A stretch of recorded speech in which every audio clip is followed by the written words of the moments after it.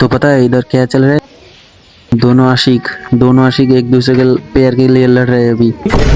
ये प्यार मतलब एक लड़की इन लोगों को ना पागल करके रखा है, पूरा पूरा पागल करके रखा है इन दोनों को। अभी देखो बापी उधर ऊपर ऊपर से लड़ रहा है, अभी नीचे से वो बेचारा बिल्ला।